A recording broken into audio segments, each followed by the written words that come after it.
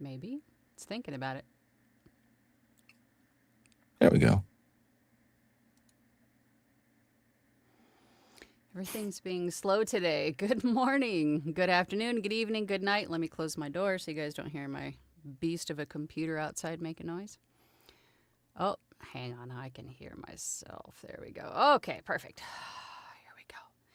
Welcome to another live Q&A chat on here on my channel. Today I have Caesar with me. For those of you that don't know who I am Angela. I'm a full-time voiceover artist and audiobook narrator, and my channel is dedicated to those of you just getting started in this wonderful world of voiceover and audiobook narration. And through my channel, I share with you tips, tricks, techniques, things that I do every day in my own voiceover business, and then we get together in these weekly chats where Caesar usually takes over anyway and makes it about several different topics. So we have Caesar on a few times.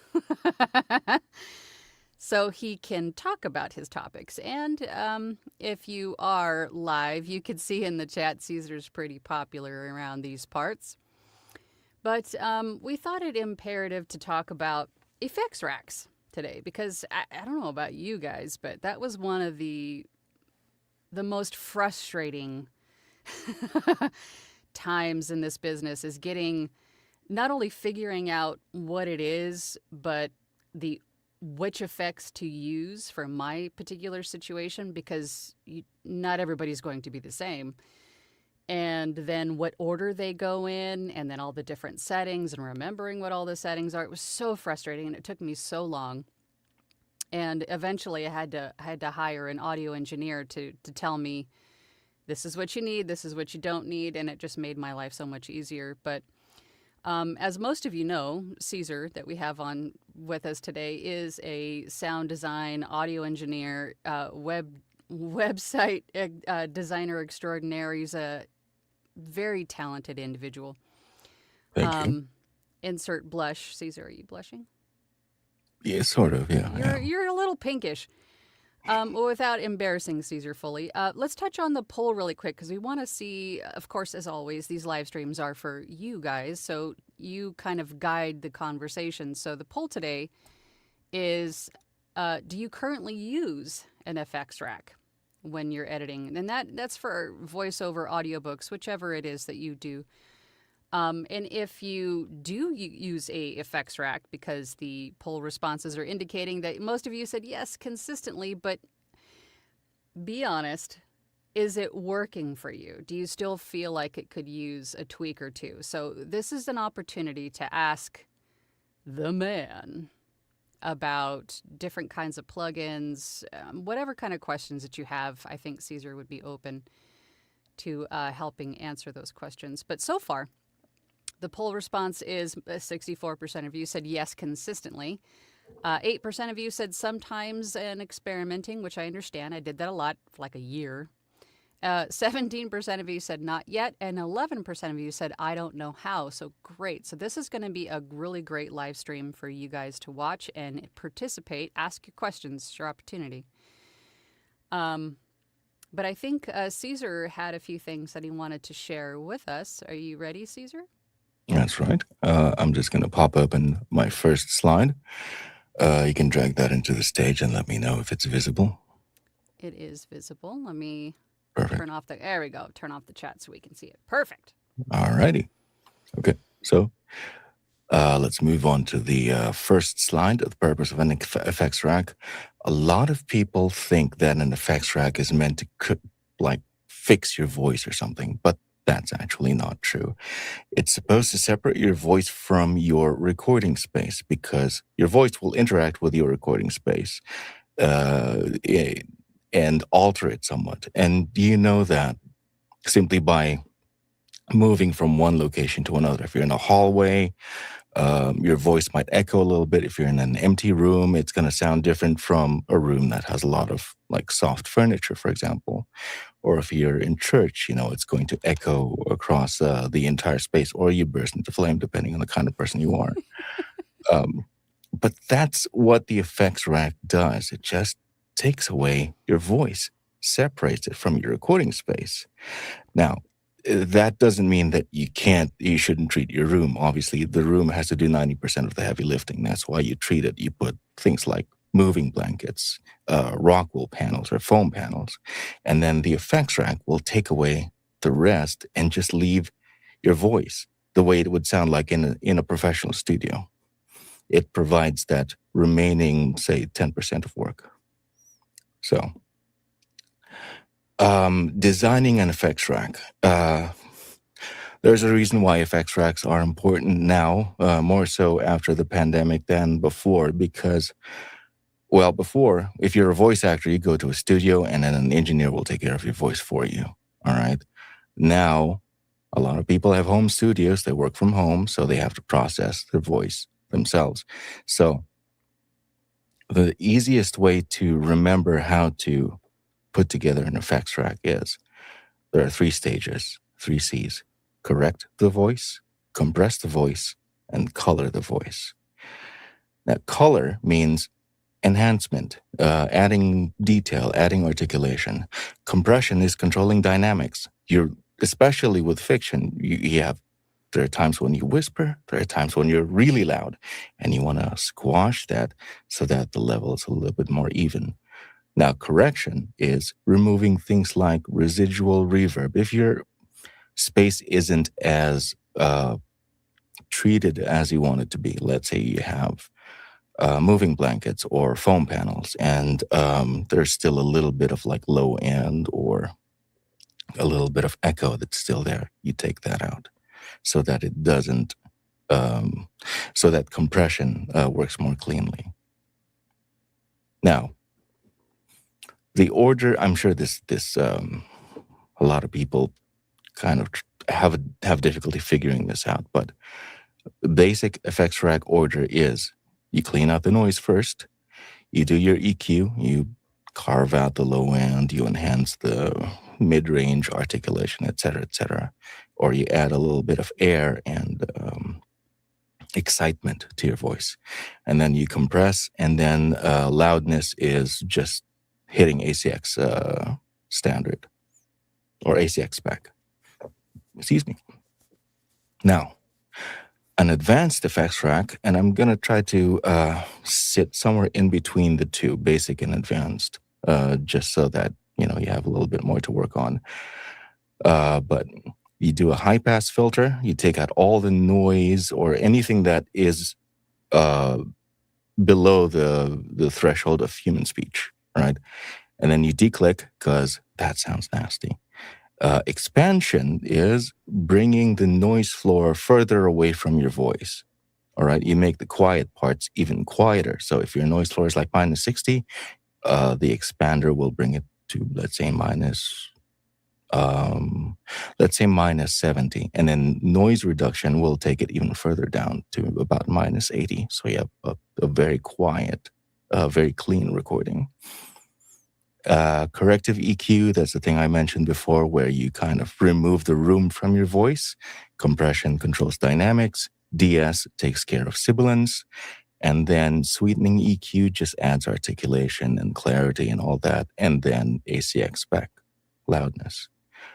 I'm going to try to move as quickly as possible with these slides, but once you can watch the instant replay or the VOD, you can take screenshots of this if you like, or you can take screenshots now. Won't bother me. So, my job as an engineer, and this is something you can do on your own if you like. What we do is that we assess things like recording space, whether it's, well, I'll explain the details later, but recording space, noise factors, mic placement, the type of voice that you have, your equipment, and your DAW. So, recording space, what type of treatment you have. And this is important because this tells me what frequencies I need to remove. So, depending on the type of treatment, you will have residual frequencies that have to be carved out of your voice.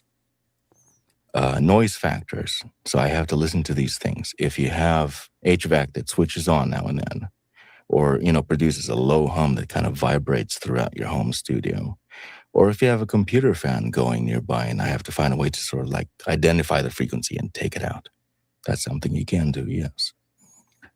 Potential interference. So if you have like a hum in the, like the high frequencies from LED lights or something, or if you have unshielded cables, usually I'll tell you to replace them. But let's say you don't, then I'll just have to carve out that frequency. It's usually between 60 to 120 hertz. I take that out. And then environmental stuff. If you have road noise, farm animals, or in my case, if you have a volcano nearby, that's something I have to pay attention to, and I will mark that as something to take out.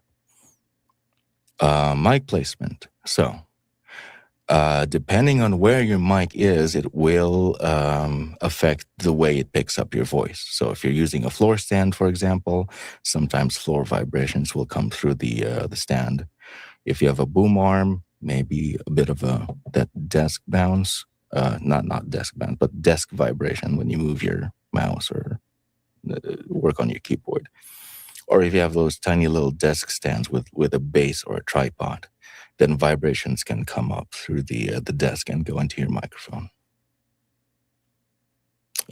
Voice, vocal register, vocal characteristics, where your fundamental sits. That will tell me where I can place the high pass filter. And depending on your register, if you're vocal characteristics. So if you're slightly nasal, I can correct that. If you have a very chesty voice, then I can, scoop that out a little bit so that it's not too boomy. So those things factor into the design of the effects rack. Equipment, obviously, microphones have different frequency responses. Sometimes they're dark, sometimes they're very bright. If you're somewhat sibilant and you're using a bright microphone, that could exacerbate sibilance, and then I have to work that into the EQ or the de-essing. Your type of interface will also determine things like dynamic range and other stuff. The quality of the conversion, for example, when it converts your analog signal to a digital one. If it does it well, if it doesn't do it well, and so on and so forth. And finally, the DAW. The reason why the DAW is important is simply because I need to know what I'm designing the effects rack for. Is it for Audition, or is it for Reaper or Studio One, so on and so forth. For those who don't know what DAW stands for, it's basically digital audio workstation. So now we can't expect effects racks to correct everything. As much as possible, we want the effects rack to only take care of the 10, 15%, remaining 10 and 15%. But before that, if I think you need more room treatment, I will encourage you to get more panels. If you've got, roosters crowing outside, I'm going to tell you to either cover up your windows or weather strip them or something like that, or replace hollow doors with, solid core doors so that you get prepared less. Chicken dinner. Yes, absolutely. Neighbors are like, "Where's my chicken?" I was like, "I don't know." And mic positioning, that's also important, because if I feel like you're either off axis most of the time, and then it makes my job a little tougher, or if I feel like it'll pick up your voice better if it's positioned slightly above you or something like that, and it prevents desk bounce, then I will tell you to change your mic positioning ahead of designing your effects rack. And of course, recording levels, they have to be healthy between -18 and -12, because it doesn't make sense for me to design an effects rack if your recording levels are really tiny, or worse, extremely loud to the point of clipping. No effects rack is going to be able to fix that for you. So that ends my slides. I'm going to now go into a session in Adobe Audition. I'll zoom out a little bit, and this is an example of a fairly healthy recording. If you zoom in a little bit, you can see that the peaks are they live between -18 and -12. You can do that simply by lining up those little peaks to the little ruler off to the side right there. And that should tell you whether you're loud enough for processing, because something a lot of people don't realize is that plugins behave the best when your recording levels are at a certain type of loudness. That's why I tell people to stay between -18 and -12. And as much as possible, do not go over -6. Because depending on your type of audio interface, when you're too loud, you can distort. And again, distortion is not something an effects rack can fix for you. So try to stay within healthy recording levels. Now, this is a sample effects rack. I have some effects switched off, and then I'll just go through them from top to bottom. These are all stock effects from Adobe Audition. So in case you can't afford RX11 right now, or Isotope RX of any version, I'll try to get you set up using just stock effects from Audition, so you don't have to buy anything. Same goes with any Waves effects, like NS1 is a great noise reduction plugin from Waves. But if you can't afford that, if you're just starting out, Adobe Audition has the stuff you need. So I'm going to start by switching all of these effects off. And then we'll start with the first plugin in the chain, which is a parametric equalizer. And this is just a high-pass filter.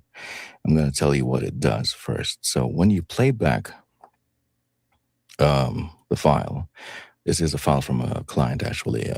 Her name's Kristen. I just handed off her effects rack yesterday. She was really happy. So let's play back her file.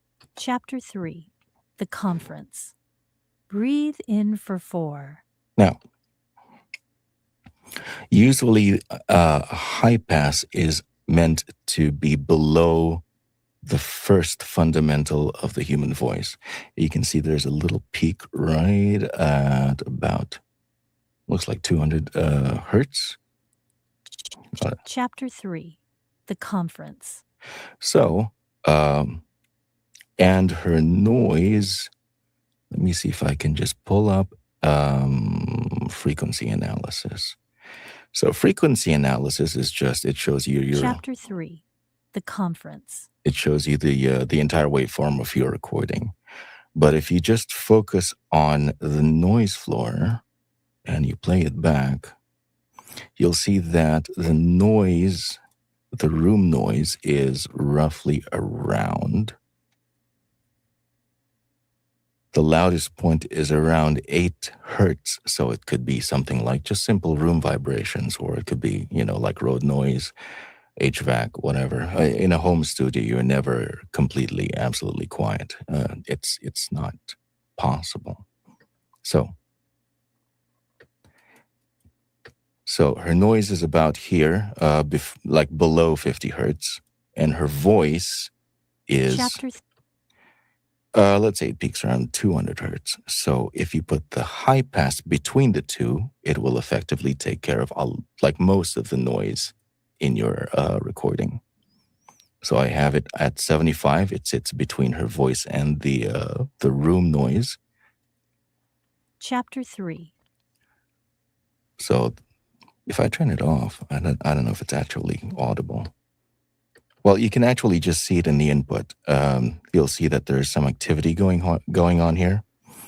And then when I switch on the parametric equalizer and you play it back, Chapter 3, you'll see that the noise is gone. So the output is no longer outputting noise. Now, this one I think is a huge thing. So Audition has its own declick, but by default, it's for clicks and pops from vinyl, for example. It's not really designed for removing clicks from, like mouth noise. Organic clicks. Organic clicks, exactly. So I spent several hours, you're welcome, trying to translate Isotope's declick functionality into Adobe Auditions. So you can either take a screenshot of this or ask me for the settings later. I'm available through Discord. But basically, I'll just demystify it for you. Mouth clicks tend to be wider than vinyl clicks and pops. So I had to move the threshold up a certain level. I had to move the complexity up a certain level. Now, you can just get away with one declick or one instance of declick, and it should take care of the job fairly well. But Isotope is more accurate. So what I did was that I stacked 2 instances with very gentle settings on both of them. Now, I don't know if you can actually hear it, but this is where Kristen opens her mouth, and you should hear clicks. Chapter 3, The Conference. Okay, you must have heard that. Then I switch on the automatic click remover. Chapter 3, The Conference. Much cleaner. Okay, so next is dynamics. Dynamics, I usually just use the expander in Audition. I do not recommend using a gate. An expander will move your voice away from the noise floor, and it'll do it in a way that sounds natural. I can talk about threshold and ratio, but I'll try to, because we only have like 10 minutes left before we want to go through the comments. But basically, this is, you have to, in order to dial an expander real quick, find the quietest part of the human speech, usually a breath. So breath is about minus 45 in this case. So you want to set that threshold below that, the quietest part of human speech. So in that case, in this case, it's minus 48. It's just below her breath. If you have really loud breaths and you want to attenuate them, then bring the threshold up to slightly above or within the range of that breath, and then just set the ratio to about 4, and then you're good to go. That should take care of a lot of the noise without removing her breaths, because you don't want to take away those breaths. And those are the things that make you sound human, right? So I'll give you an example of what a gate sounds like. The Conference. Breathe in for 4. That's horrible. That's horrible, right? Okay, so switch to expander. Chapter 3, The Conference. Breathe in for 4.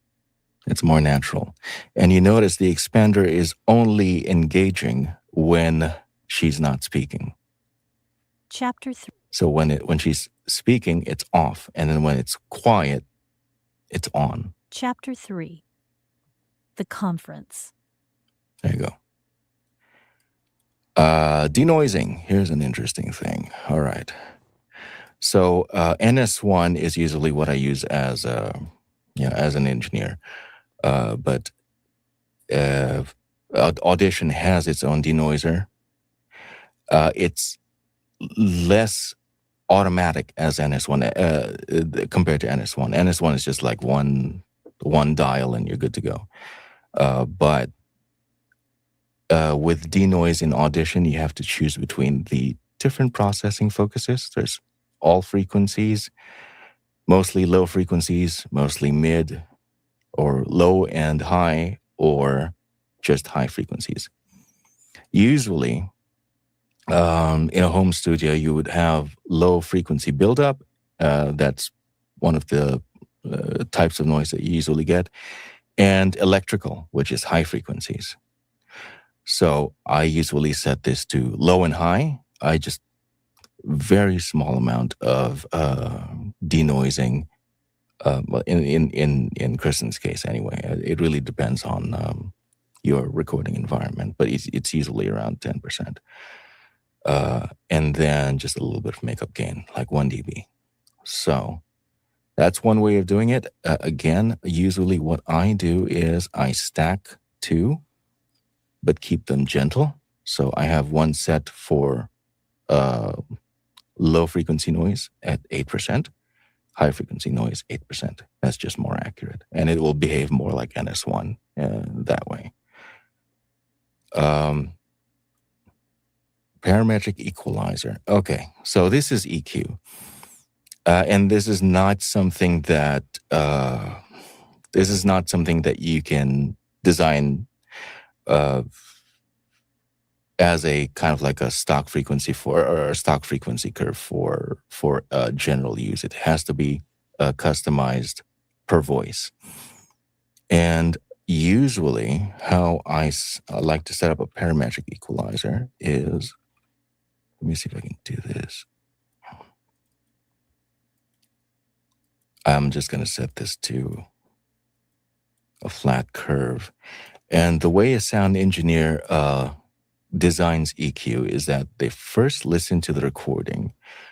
Chapter 3, The Conference.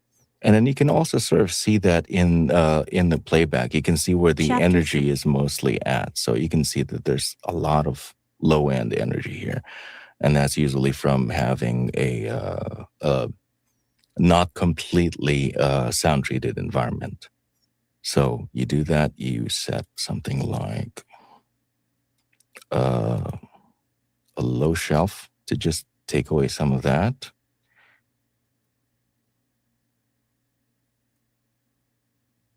And then you start looking for boxy and muddy frequencies. I'll just demonstrate this real quick. Obviously, it's not going to be very accurate because we're pressed for time. But what you do is that you boost a certain frequency by pulling up this one of these bands, and then you do a sweep. 3. The Conference. Breathe in for 4. Hold for 7. So when it starts sounding a little boxy, what you do is pull it down. Out for 8. Honestly, I don't want to breathe right now, Grace whispered to herself. So it'll start sounding more articulate. It's going to sound clearer. It's going to sound less hemmed in. And that's what a sound engineer does when they design EQ. So I took care of the muddy frequency, and I'm going to look for a boxy frequency. Feeling confused and curious about her reaction, her last exhale came out too forcefully, an audible "ha" that made her wince. So I don't know if you can hear that, but it sounds like she's like in a box. What you do now is that you take that As her frequency mind and you take it down. wandered around the candlelit room, Oop. My bad, sorry. questioning what was happening to her. She had been eager to attend the morning session about the sleeping prophet, Edgar Cayce. And I don't know if anyone can hear that, but I could. now it's starting to sound clearer. But now she's sounding a little bit slightly nasal because we are cleaning up the low mids. So I'm going to look for one last frequency. and his method for inducing a trance state for channeling. Thousands of his readings were housed at the ARE headquarters. Okay, you hear that where it sounds like she's talking in a tunnel? So what we're going to do now is sharpen that up a little bit. Headquarters right there in Virginia And then Beach. cut it. Unfortunately, that event and all the others were already booked for the 10 a.m. time slot. Okay, so that's how a sound engineer takes care of EQ. They remove the room interaction from the voice so that the voice sounds clean, articulate, and clear. Magic. Yeah, it is. Let's see. Okay, single band compressor. Compressor. All right. A compressor is something that brings down your high peaks and pulls up your low peaks and sort of kind of squashes them a little bit so that the dynamics are more even. I'll just set output to 0. So the threshold will determine how much of that peak reduction happens. The ratio is how aggressively it pulls those peaks down. attack and release are how quickly it grabs those peaks and how long it holds those peaks for. That's voodoo for most people, I understand. So that is something I think we'll have to save for a much more detailed session. So let's just suffice to say this is perfect for like a regular audiobook read, much like what Kristen's doing here. What you do is you set your compression settings and then you play it back. You watch your input and output, and then you see how much quieter your recording has become. Chapter 3, The Conference. Breathe in for 4. So it's taking away roughly 3 decibels. So you add something like maybe 3, maybe even 5 on your output gain to make up for the loudness. Chapter 3, The Conference. And finally, we're almost at the half hour mark. So de-essing. This one's actually kind of fun, but painful to the ears, but kind of fun. Read the spectral view. Look for these little hot spots. They're usually bright yellow, and that's usually where your where the pain band for sibilants is. Let's see if we can find one. We already found 2, actually, but okay, these are great examples. Grace whispered to herself, feeling confused and curious about her reaction. So what you do is you take a, let's say, parametric equalizer, or let's use frequency analysis. I'm just going to make it a little smaller. We're going to highlight an S. We're going to play it back, and you're going to see the spike in the frequency analysis. I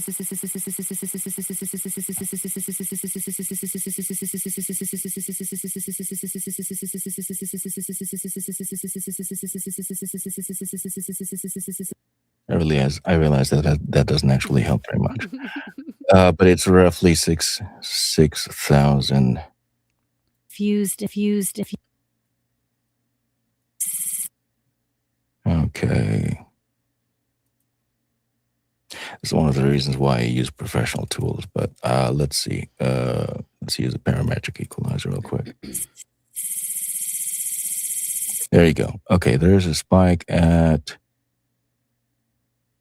There are spikes everywhere. What the hell?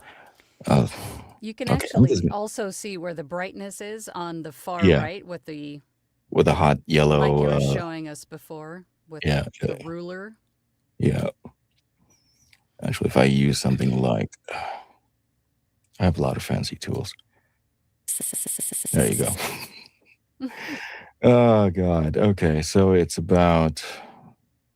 Actually, the tip is about... Yeah, roughly there. Okay. This is why you hire sound engineers and don't do it yourself. But anyway, you use the de-essing tool from Adobe Audition, and then you set the center frequency, which I set to 68 something. The bandwidth is how much of the how much it affects frequencies around that center frequency, and usually 3,000 is where you want it. If it's like a single sharp spike, then you can get you can set the bandwidth to 1,500 or to 2,000. And then you set the threshold. Usually 36 is good. I'll play it back, and then you're going to see the gain reduction, and then it's going to go about -5 or -6. So feeling confused and curious about her reaction. And then let's compare that. Confused and curious about her reaction. So less sharp. Grace whispered to herself, feeling confused and curious about her reaction. If I turn it on. Grace whispered to herself, feeling confused and curious about her reaction. And finally, okay, so when you do things like de-ess and compress, you lose a little bit of your vocal detail, right? So sweetening EQ or enhancement EQ happens after compression and de-essing, and it restores things like articulation, clarity, etc., etc. Yeah, you'll just have to trust me on that. So once we have our effects rack designed, you go ahead and click on apply. And then you set things like, okay, so you go to match loudness. Some people will tell you go to effects, amplitude, and normalize. The thing is, normalization is only peak normalization. It does not have a loudness target. So I would much recommend using match loudness instead. And match loudness is set to LUFS, but ACX uses RMS. So we'll just have to do a little bit of guesswork there. It's sort of like converting Celsius to Fahrenheit. So if we set target loudness to say minus 21 LUFS, that should bring you fairly close to about minus 20 total RMS. If we're off, we'll just undo it and we'll do it again. So I'm going to run it. So, okay, it's actually very close, minus 21.49 or minus 21.5. That's actually very reasonable for an RMS target. You have to stay between minus 18 to minus 23, but the sweet spot's around minus 21 or 21.5. And that should give you an ACX ready file. Chapter 3, The Conference. Breathe in for 4. Hold for 7. Out for 8. Honestly, I don't want to breathe right now, Grace whispered to herself, feeling confused and curious about her reaction. If you scan the entire file, you'll see that it hits ACX standard. Peak amplitude is minus 3.1 and total RMS is minus 21.5. Beautiful. That's how you design an effects rack. Okay, we can stop sharing the screen now, I think. I know we were supposed to be talking about the basics, and you probably came into this live stream going, okay, great. What is just the basics? And Caesar, of course, is not one to just leave things surface level. Absolutely so I not. want you to not go, oh my God, what have I gotten myself into? Please understand that if you use Adobe Audition, everything Caesar showed you was native to Adobe Audition, so everything is available to you. So just give it a try. What I did is just recorded a nursery rhyme, and there was a question about how to get your input levels, your raw input levels to a certain degree. Just record something and adjust the gain on your interface until you're within negative 18 and negative 12. And then once you're there, just don't touch it. You're there, you're good, right? But I encourage you just to record something as a sample, nursery rhyme, like I said, and then apply some of the techniques that Caesar has shown you and just get in there and play with it. Don't be afraid to play with it. You can always undo it. You can always, record another sample, but get in there and familiarize yourself with how these things work and build a rack of your own. It looks complicated, but I trust you. It's a lot of fun if you get in there and give it a try. Yeah. So, but as always, Caesar, thank you so much for that, because there's a couple of things that I might actually try myself. Okay. So thank you for that. You're always learning something new. We never stop learning. But because we got about a little over 20 minutes left, I'm going to just go through and just grab questions. Go for So it. I apologize if we don't say hi to everybody. I see you all here, and thank you for joining. But I do want to make sure that all of the questions are addressed. Here was, actually, let's put those back on there. Let's put this first one up here. Ken would like to know how the order of effects is, of how order affects the effects and effectiveness of an effects rack. And what DAW does Caesar use? Adobe Audition. I don't think I've ever heard that answer before, so I use Audition myself. So how does is the order important? Absolutely, yes. For example, if you do not do noise reduction before compression, the compressor can overreact to things like room rumble or road noise, and it might clamp down on things it's not supposed to. Or worse, it might just end up raising the overall noise floor if you're recording. So you want to clean that up before you do any compression. De-essing, for example. Some people say that de-essing before compression sounds more natural.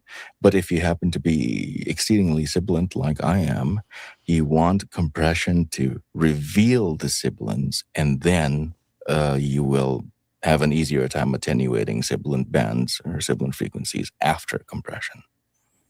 That makes sense. Yeah.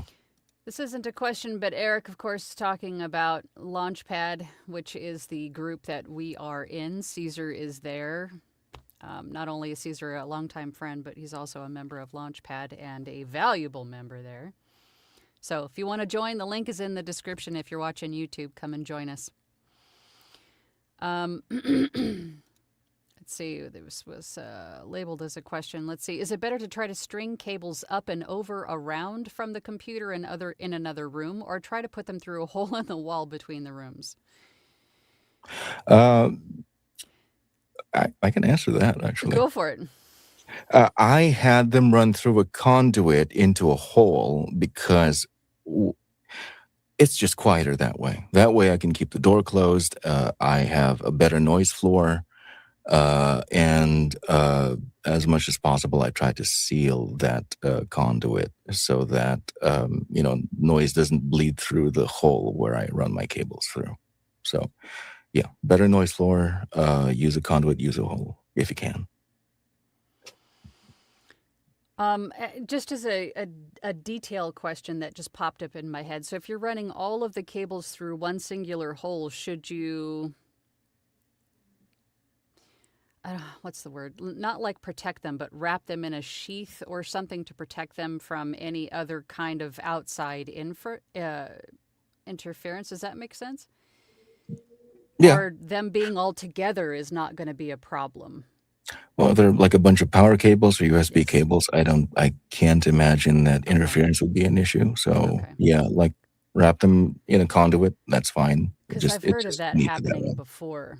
Well, if you run power cables and an XLR cable in the same conduit, then that can potentially cause interference because, power, data, and so you audio. Essentially want to keep power and data separate if you can. Power and data, I think, are fine. Most USB and power cables are shielded anyway, but I would say keep power and data away from audio, XLR. Okay. Yeah. Tiger Girl says, do you need a different effects rack for singing versus speaking?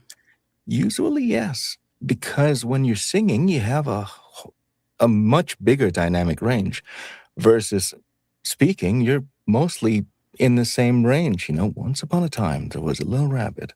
But when you're singing, there are times when you crest really high, there are times when you whisper intimately. Then obviously you need different compression ratios for something like that. Mm-hmm.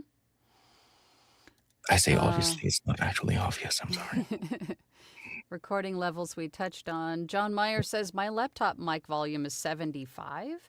My interface volume is over 50%. My phantom power is on.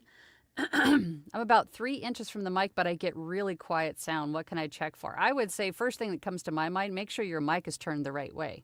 Yeah, that's number one. That's number one. And they don't give you instructions with most microphones these days. There's usually a silver or gold dot that indicates the front. Check for that and just make sure that that's not the issue. But go ahead, Caesar. Interface volume is over 50. I imagine by 50 you mean something along the lines of 12 o'clock. Don't be afraid to crank that gain higher to even 3 or 4 o'clock if it's necessary. The point is to get proper recording levels. If you start hearing a little bit of hiss, or if your noise floor starts creeping upward, that can be taken care of using an effects rack or using things like a high pass or a noise reduction plugin. But no amount of effects racking is going to fix a quiet recording. So crank that gain if you must. We'll fix everything later. Review Exchange Group says, room treatment. I need to treat a meeting room with hard walls everywhere. Is there a science to it, or just hang panels wherever I can? Or is it just take a guess for a church? There is a science to it, but If you're doing it on your own, just aim for very even, what do you call that? Evenly spaced uh, noise Panels? panel application.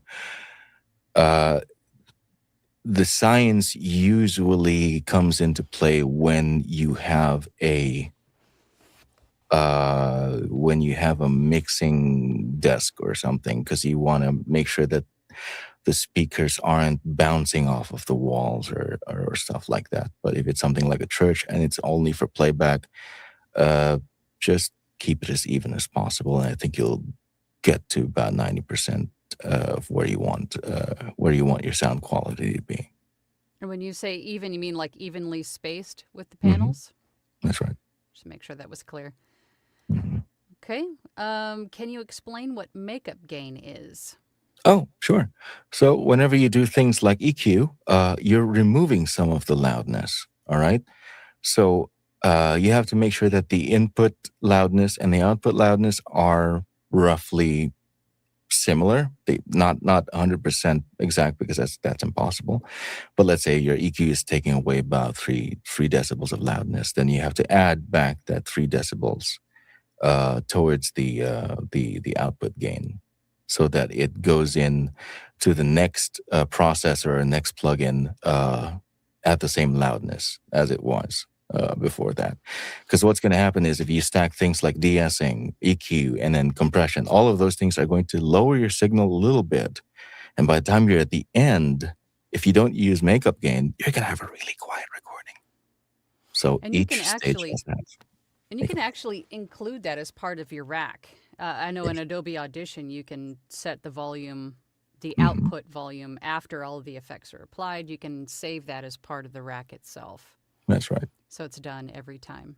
Yep. Ken wants to know if this is going to be it is. We actually, Caesar and I were talking about making this a session for our Launchpad next month.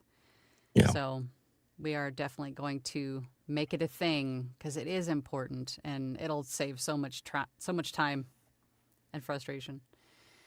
Ken then asks, is there a way to slow down the repeat on Audition for small segments? Like the playback, slow the Oh, you playback. mean when So, you highlight something, like, let's say oh, well, I'm not sharing my screen anymore. No, you can't. You can't slow those down. and we probably should have warned you guys, those of you wearing headphones, before we went into the finding De-essing. sibilant segment. They probably went, ah, Yeah. Sorry. ouch. Oops. Oops. I almost deleted your comment, Joy. I don't push on too many buttons. Oh, here we go. She says, my neighbor just started up some new ventilation equipment in a parking structure, and the dB meter I have jumps from or between 30 and 30. Oh, that's high. The door to my booth is open, but I keep a comforter hanging in there. What can I do short of calling the police? So what else can she do to sort of buffer out that noise? Um, this is going to be tough, but one, Yeah. either replace the door with a solid one. I have a feeling that's like a hollow closet door. There usually is a tiny little bit of space under that door. You can shove a towel in there, and that'll prevent some of the sound bleeding into your recording space. But mostly, I think it comes down to making the walls and your door more dense. So adding things like mass-loaded vinyl will attenuate more of that noise coming into your recording space. You can also weather strip the door frame, so that it adds a little bit more pressure when you close the door, and it seals you in. But once you attenuate enough noise, you're going to start suffocating. So make sure that you schedule your breaks in between recording sessions, so you don't die of suffocation.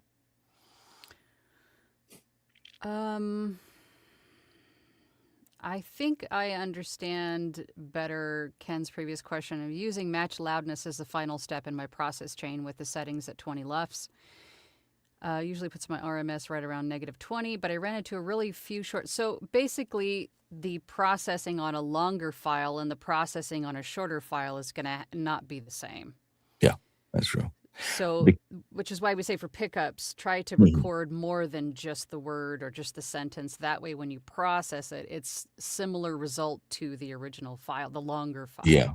Otherwise, you might end up over processing to Yeah. get the target to get the target that you need. Now, LUFS measures over time. All right. So if you have a longer recording, obviously the LUFS value will be different versus a shorter recording.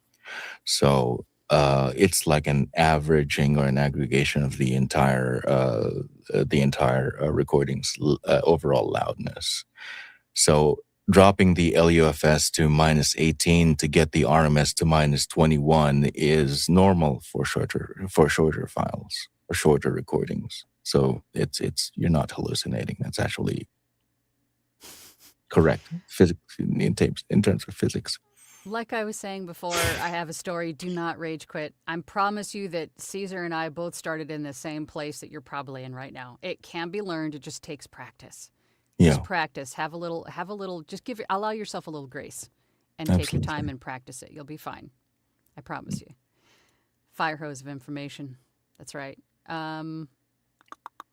Renata wants to know, how do we set up appointments with you if you still take appointments? I would say hit them up in Discord. In Discord. Renata, you're in Launchpad, so hit them up in Discord. Yep. I'm sorry, what was your website, Caesar? Voiceofcaesar.com. You can go there. I'm sure you have a contact there too. Yep. Marilyn wants to know about shielding. What do you mean about shielding? Okay, shielding it prevents electronic interference from seeping into a cable and going into your recording and causing chaos and all of that. Most XLR cables that you purchase these days from Amazon, as long as they're not the weirdly cheap ones, have enough shielding to prevent that sort of thing. A lot of people will recommend Mogami Gold for basically ease of mind, but to be completely honest, you can get away with silver. Gold is mostly for professional studio runs because people are swapping mics all the time. They're stepping on the cables. They're wrapping them in tight coils. So gold is meant to survive a beating. It's almost indestructible. But if you're on a budget and you have like one mic, one interface, and you're not going to touch that cable for years, then go for silver. If saving $20 is between $20 to $50 is important to you. But if you want absolute peace of mind, go for gold. If you got lots of kids in the house, animals. Oh God, yeah. Go Animals, for yeah. gold. Go for gold. I got cats, yeah. Herrera voiceover asks if it's a bad idea to have DS. I mean, it's going to be case by case, and if you're applying effects, it's not raw anymore.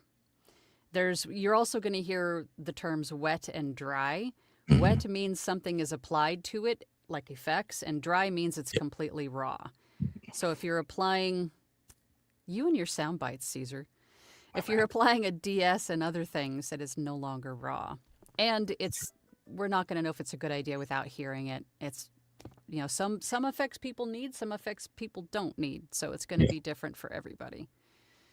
Yeah, and DS, depending on how aggressive it is, it could make you sound better, or it can make it sound like you have a lisp. So, thresholds are very important. I wish there was a plug-in for throat gurgles. I think that's just one of those things you're going to have to listen through and remove automatically, because they're all going to be different frequencies too. It's just like breaths. Remember, you guys recall then, I think Waves made a de-breath plug-in. But once you set it, it was only set to that particular breath. And B, you don't want to remove all your breaths anyway. Yeah. But if you were to program an effect to a specific throat gurgle, the next one's not going to sound identical. So it's kind of a moot point. So I would just say listen through and remove the throat gurgles on your own. Yeah. As for deep breathing, from experience, deep breathing is not a batch process. You don't put that in an effects rack. Even if Isotope has it, like Isotope Breath Control,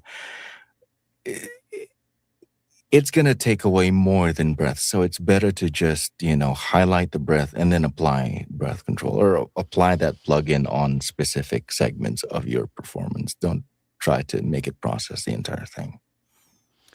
Lex B says, do you normalize the volume at the end of all of that? I've always used normalize to negative 3 dB, but I might actually try some of the things that Caesar has recommended here. So I'm going to do a little bit of experimenting myself today and see what sounds better, I think. But normalizing to negative 3 has always been my last step.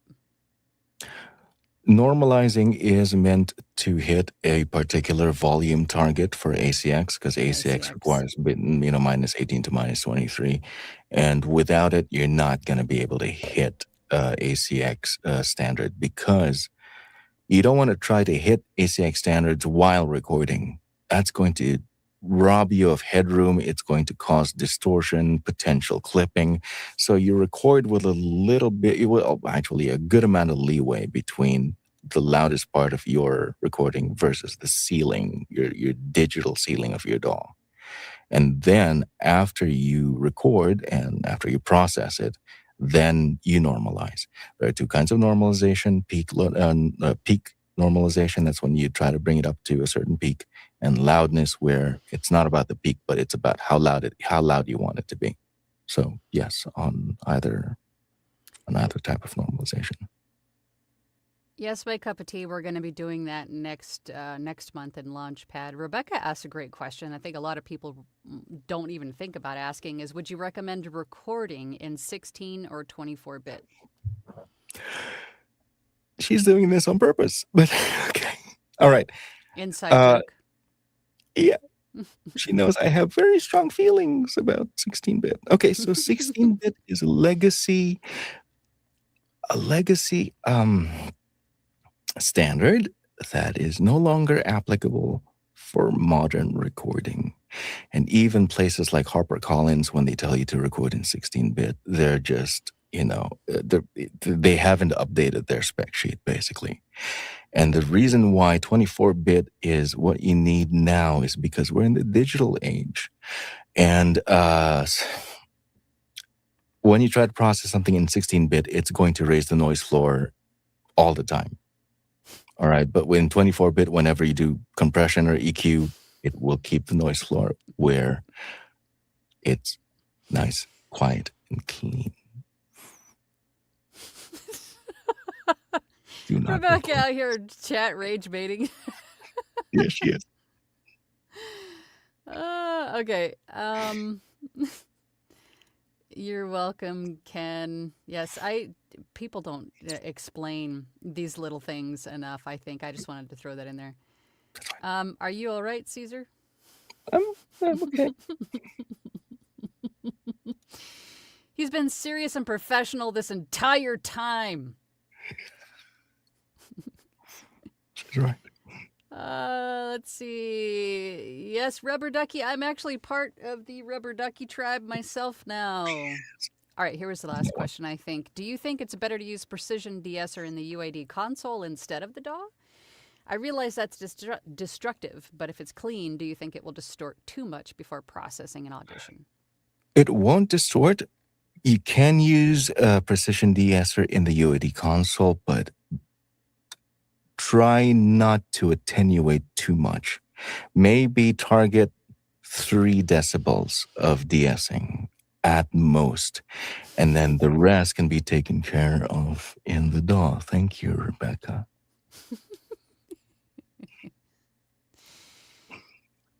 But yeah, small de-essing, because if you clamp down too hard, understand that UAD prints your effects onto your recording. So if it's bad, then there's no way you can get that back unless you re-record the entire thing. So just a little bit of de-essing, the rest in the DAW. Okay. Let's see. One last question. All right. Emmeline says, it's good to know. We're talking about buffer size with a mid-loaded rack. What do you recommend?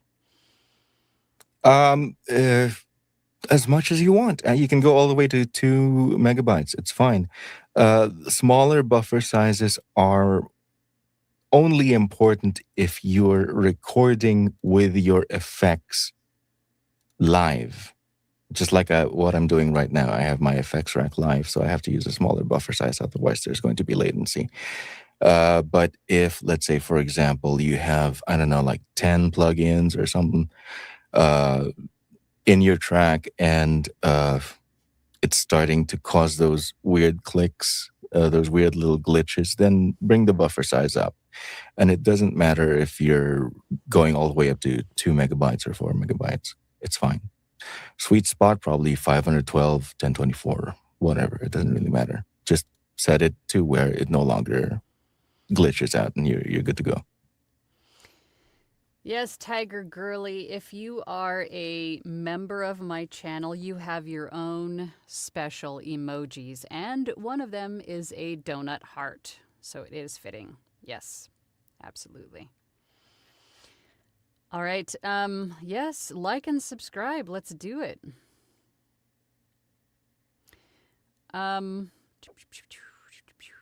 Okay. Yeah, we only had time. I mean, usually I go through and highlight all of the comments and questions, but since we had a valuable half hour of Caesar's sharing his intelligence and his acumen in